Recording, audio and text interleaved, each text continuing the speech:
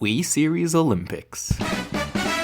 The latest community event hosted by the Wii Series Discord, this 12-week sensation swept across the world and is captivating the efforts of speedrunners everywhere. The game of importance rotates every week, and I participated in the Wii Fit Plus week as it just so happens that I had a week-long break from school then. As of the upload of this video, we're only this many weeks in, and it's still anyone's game. I should mention there's a prize pool, and only your top 5 performances count towards your total standing, so it's not too late to join. You can find the document detailing the rules and information regarding the event in the description of this video if you're interested. I'm not going to go through much more here. Now, buckle in as I recount my experience during the second week of Wii Series Olympics, the aforementioned Wii Fit Plus. Did I say Wii Fit Plus? I only own Wii Fit.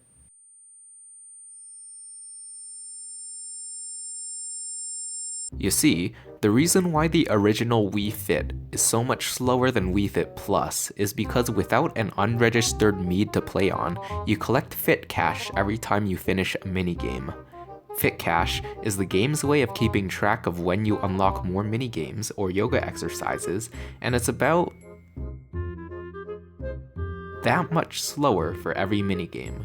So 18 seconds just because of that. Loads are also slower.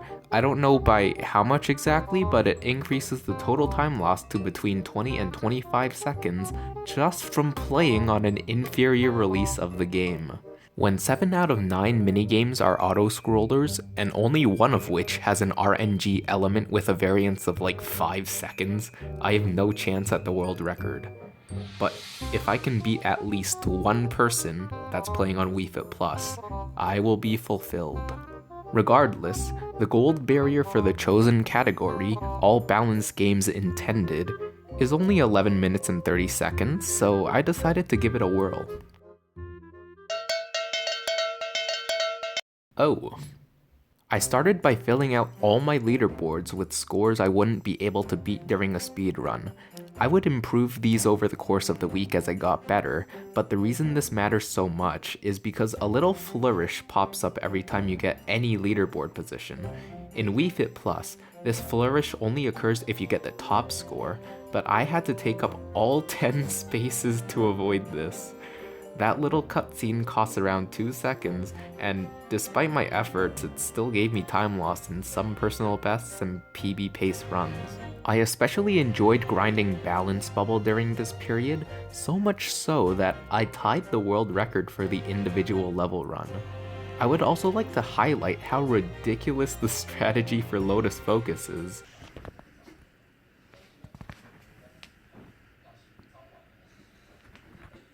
As well as how intense tightrope tension can be.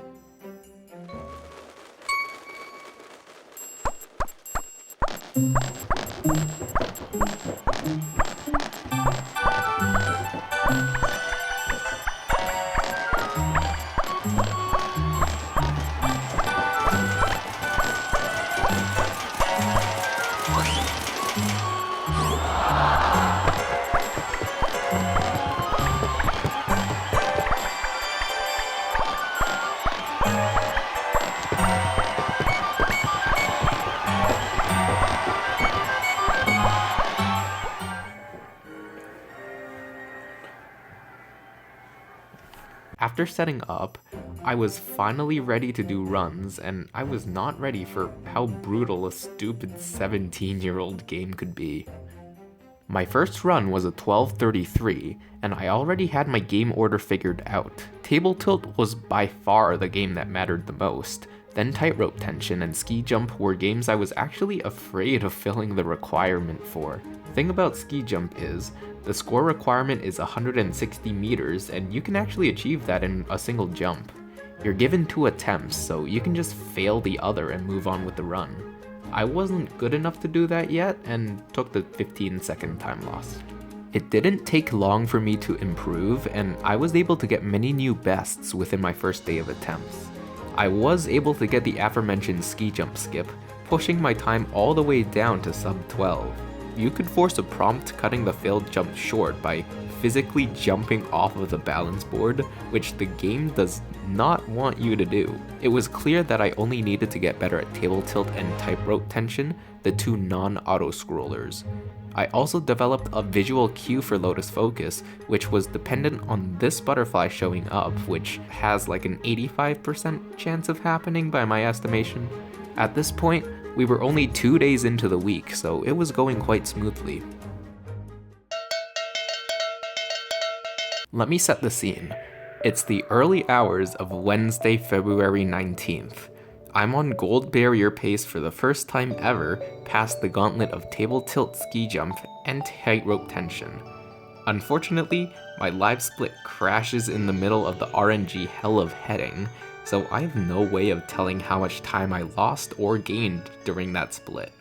All I know is that I counted 13 doubles, and the higher the number of doubles you get, the better. That is a really high number of doubles, so I'm just hoping that the butterfly shows up in Lotus Focus for my visual cue, because nothing could possibly go wrong in Penguin Slide, the easiest auto-scroller.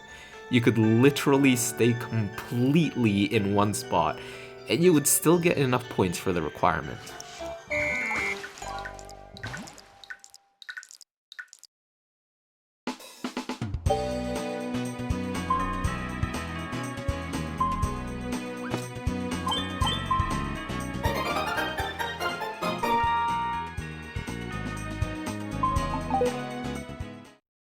What the fuck just happened? Instead of breaking the 11:30 benchmark, I'm left with a measly 1 second personal best. This game sucks. Thankfully, my misery didn't last too long, as I was able to beat that cursed run later that afternoon, finally breaking through the gold barrier threshold. I'd guaranteed myself at least 800 points out of 1,000 available for the game, and I was happy to leave it there. I was pretty close to a 1x time though, and I still had some to improve in table tilt.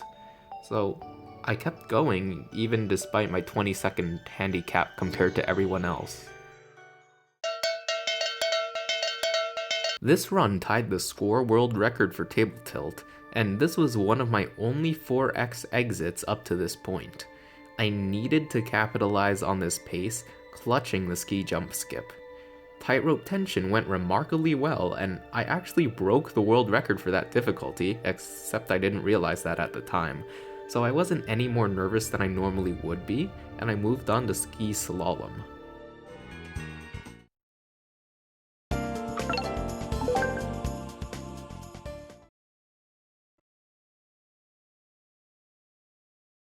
Step on.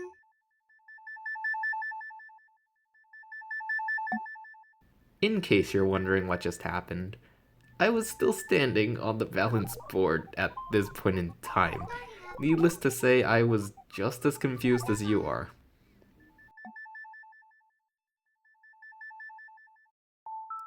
Oh, I'm just a dumbass. I'm 2.3 seconds ahead of my best, heading into the RNG minigame. Oh, come on!